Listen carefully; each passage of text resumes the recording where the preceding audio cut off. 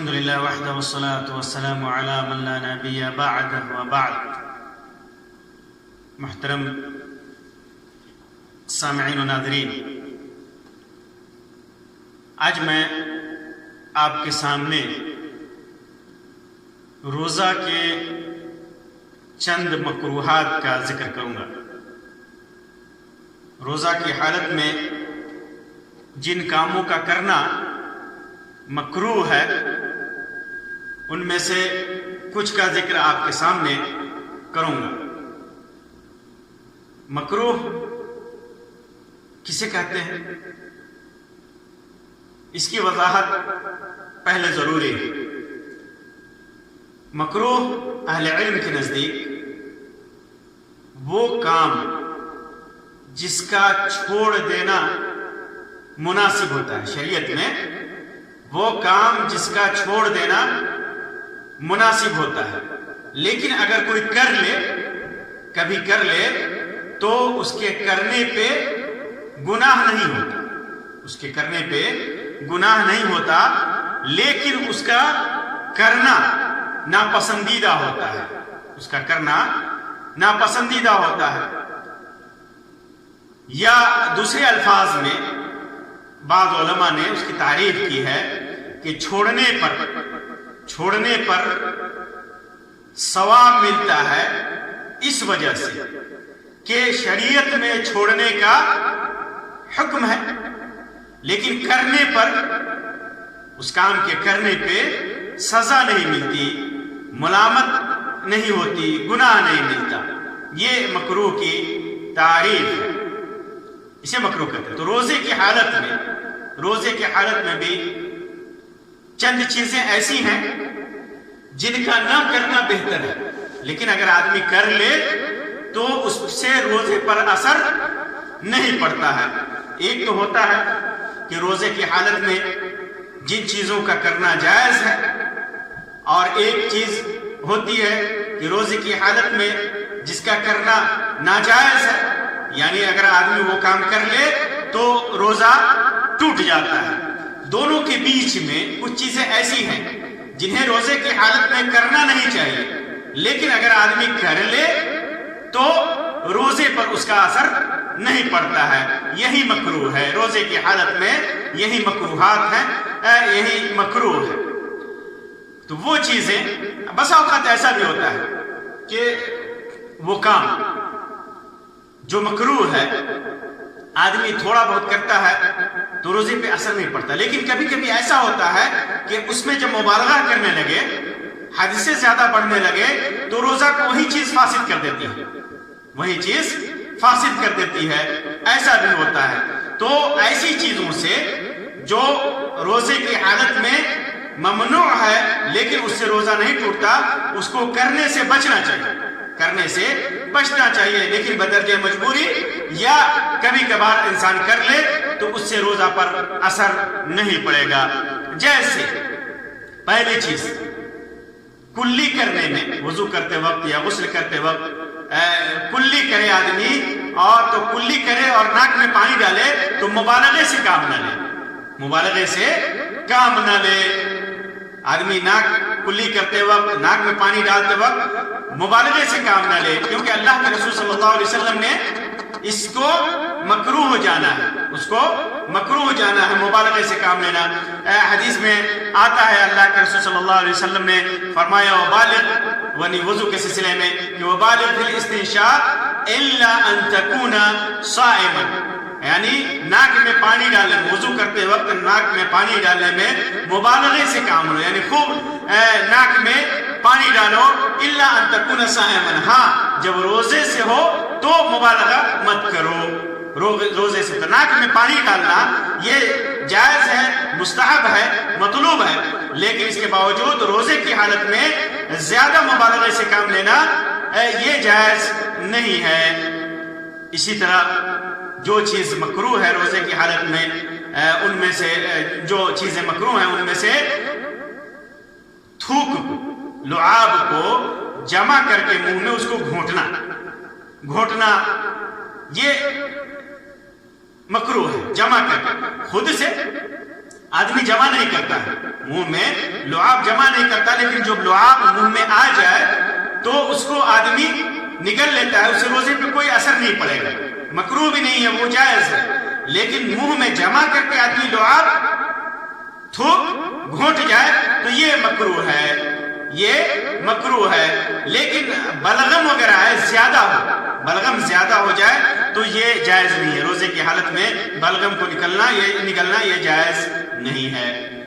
اسی طرح تیسری چیز، بلا ضرورت کے کھانے کو چکھنا۔ اس سے پہلے والے درس میں نے بتایا تھا کہ جب ضرورت ہو، کھانا چکھنے کی ضرورت ہو، خاص طور سے عورتوں کے لیے، تو زبان کے کنارے پر رکھ کر کے اسے چکھ سکتی ہیں۔ آدمی کھانا بنا رہا ہے، کھانے میں نمک یا میٹھا پن کتنا ہے، یہ جانچنے کے لیے روزے کی حالت میں چکھنا جائز ہے۔ شرط یہ ہے کہ اسے نگلے نہیں، زبان کے کنارے پر رکھ کر کے اسے پھر تھوک دے تو یہ جائز ہے، ضرورت کے وقت، بلا ضرورت نہیں۔ بہت سارے لوگ جن کے پاس اتنا اندازہ ہوتا ہے کہ وہ نمک کتنا ڈالیں گے یا چینی کتنا، شکر کتنا ڈالیں گے، یہ انہیں اندازہ ہوتا ہے، ان کو ضرورت نہیں ہوتی ہے، تو ایسی صورت میں چکھنا یہ مکروہ ہے، چکھنا مکروہ ہے۔ چکھ لیا تو روزہ نہیں ٹوٹے گا، لیکن چکھنا مکروہ ہے، نہیں چکھنا چاہیے بلا ضرورت ہے تو ٹھیک ہے۔ اسی طرح چوتھی چیز، مشقت اور پریشانی برداشت کر کے سفر میں روزہ رکھنا۔ مشقت اور پریشانی سفر میں اللہ تبارک و تعالیٰ نے چھوٹ دی ہے، رخصت دی ہے کہ آدمی روزہ توڑ دے، دوسرے دنوں میں اس کی قضا کرے۔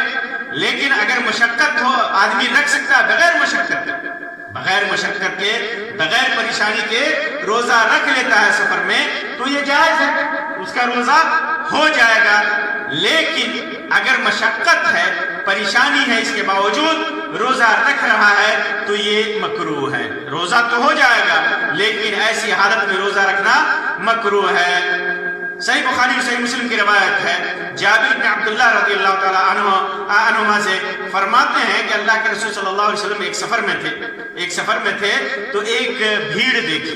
اللہ کے رسول صلی اللہ علیہ وسلم نے ایک بھیڑ دیکھی اور ایک آدمی کے اوپر سایہ کیا جا رہا تھا، تو اللہ کے رسول صلی اللہ علیہ وسلم نے دریافت فرمایا کہ یہ کیا ہو رہا ہے، تو لوگوں نے کہا کہ یہ آدمی روزہ سے ہے، سفر میں ہے اور روزہ سے ہے۔ تو اللہ کے رسول صلی اللہ علیہ وسلم نے ارشاد فرمایا، لیس من البر الصوم فی السفر، سفر میں روزہ رکھنا یہ نیکی نہیں ہے، یہ اطاعت نہیں ہے۔ روزہ سفر میں مشقت برداشت کر کے روزہ رکھنا یہ نیکی نہیں ہے، اطاعت نہیں ہے، یہ زیادہ کار خیر نہیں ہے، کیونکہ اللہ تبارک و تعالیٰ نے رخصت دی ہے، اور اللہ تبارک و تعالیٰ اپنی رخصت کو جو دیتا ہے اور وہ رخصت بندہ لے اللہ تبارک و تعالیٰ اسے پسند کرتا ہے۔ تو مشقت اور پریشانی برداشت کر کے سفر میں روزہ رکھنا یہ مکروہ ہے۔ اسی طرح بیمار کے لیے پانچویں چیز جو مکروہ ہے وہ بیماری کے حالت میں مشقت برداشت کر کے روزہ رکھنا۔ بیماری کی حالت میں مشقت اور پریشانی برداشت کر کے رکھنا۔ بیماری کی حالت میں اللہ تبارک و تعالیٰ نے رخصت دی ہے، اجازت دی ہے کہ آدمی روزہ توڑ دے، پھر دوسرے دنوں میں اس کی قضا کرے۔ لیکن مریض اگر آسانی سے روزہ رکھ رہا ہے تو اس کا روزہ ہو جائے گا، لیکن مشقت ہے، پریشانی ہے، اور اس مشقت کو پریشانی کو برداشت کر کے روزہ رکھتا ہے تو یہ مکروہ ہے۔ روزہ رکھ لیا تو روزہ ہو جائے گا، لیکن روزہ رکھنا ایسی حالت میں مکروہ ہے۔ اسی طرح ساتویں چیز جو مکروہ ہے روزے کی حالت میں، آدمی دانت وغیرہ میں کھانا چھوڑ دے۔ بہت سارے لوگ ہوتے ہیں کہ جنہیں سستی کی وجہ سے دانت وغیرہ میں کھانے لگے ہوئے ویسے ہی رہنے دیتے ہیں، اس کی صفائی نہیں کرتے، تو یہ بھی علماء نے لکھا ہے کہ یہ چیز بھی مکروہ ہے ایسی حالت میں، روزے کی حالت میں۔ اسی طرح آٹھویں چیز جو مکروہ ہے وہ عذر والے لوگ، جو معذور لوگ ہیں، جیسے سفر میں سے آئے ہیں واپس روزہ توڑے ہوئے ہیں، یا بیمار آدمی ہے روزہ توڑے ہوا ہے، یا عورتیں ہیں ماہواری کی حالت ہے، نفاس کی حالت ہے، ایسے حالت میں علی الاعلان کھائے پیے یہ مکروہ ہے، جبکہ اس کو چھپا سکتے ہیں روزے دار کے سامنے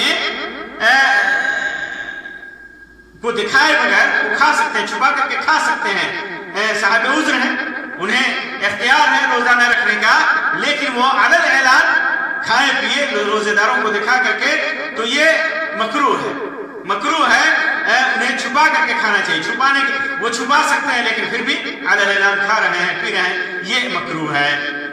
اسی طرح نویں چیز جو روزے کی حالت میں مکروہ ہے، جائز ہونے کے باوجود یہ ساری چیزیں میں جو بیان کر رہا ہوں مکروہات، وہ جائز ہونے کے باوجود مکروہ ہے، ناپسندیدہ، ان سے بچنا چاہیے، بعض حالات میں خاص طور سے بچنا چاہیے۔ تو نویں چیز ہے بیوی کو بوسہ دینا، روزے کی حالت میں بیوی سے بوس و کنار کرنا، لپٹنا چمٹنا، یہ مکروہ ہے۔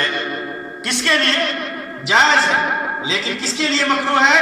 جو اپنے نفس پر کنٹرول نہ رکھ سکے، اپنے نفس پر کنٹرول نہ رکھ سکتا ہو، اس کے لیے مکروہ ہے، اپنی شہوت کو، اپنی خواہش کو دبا نہ سکے، تو اگر روزے سے ہے تو اس سے بچنا چاہیے، کیونکہ خطرہ ہے کہ اس چیز میں وہ مبتلا ہو جائے گا جس چیز سے روزہ ٹوٹ سکتا ہے، یعنی بیوی سے جمع کر سکتا ہے روزے کی حالت میں، یہ خطرہ ہے۔ اس وجہ سے ایسے لوگ جو خود پر جن کو کنٹرول نہیں ہے، وہ بیوی سے بوس و کنار کرنے سے ان کو بچنا چاہیے، یہ مکروہ ہے۔ عائشہ رضی اللہ تعالیٰ عنہ سے مروی ہے، جسے امام بخاری، امام مسلم، امام ابو داؤد اور امام نسائی، امام ابن ماجہ وغیرہ نے مختلف الفاظ کے ساتھ روایت کیا ہے، فرماتی ہیں عائشہ رضی اللہ تعالیٰ عنہ کہ کان رسول اللہ صلی اللہ علیہ وسلم یباشرنی وهو صائم، اللہ کے رسول صلی اللہ علیہ وسلم مباشرت کرتے تھے، مجھ سے لپٹتے تھے، اور اس حالت میں کہ آپ روزے سے ہوتے تھے، اور بعض الفاظ میں ہے کان یقبل بعض نسائه بعض ازواجه، اللہ کے رسول صلی اللہ علیہ وسلم اپنی بعض بیویوں کو بوسہ دیتے تھے۔ راوی نے پوچھا کہ میں سمجھتا ہوں کہ وہ آپ تھی، تو عائشہ رضی اللہ تعالیٰ عنہ مسکرا دی، ہنس دی۔ تو اللہ کے رسول صلی اللہ علیہ وسلم اپنی بیویوں سے بوس و کنار کرتے تھے، لیکن اس کے باوجود بھی عائشہ رضی اللہ تعالیٰ عنہ فرماتی ہیں کہ وَكَانَ أَمَلَكُكُمْ لِإِرْبِهِ، اللہ کے رسول صلی اللہ علیہ وسلم تم میں سب سے زیادہ اپنی خواہشات پر قابو کرنے والے تھے، یعنی اللہ کے رسول صلی اللہ علیہ وسلم سے محظور میں جس چیز سے منع کیا گیا، شہوت میں پڑنے کا خطرہ نہیں تھا، لیکن عام انسان اسے محظور میں اسے شہوت میں پڑنے کا خطرہ ہے، اس وجہ سے اپنی بیوی سے بوس و کنار کرنے سے بچنا چاہیے روزے کی حالت میں۔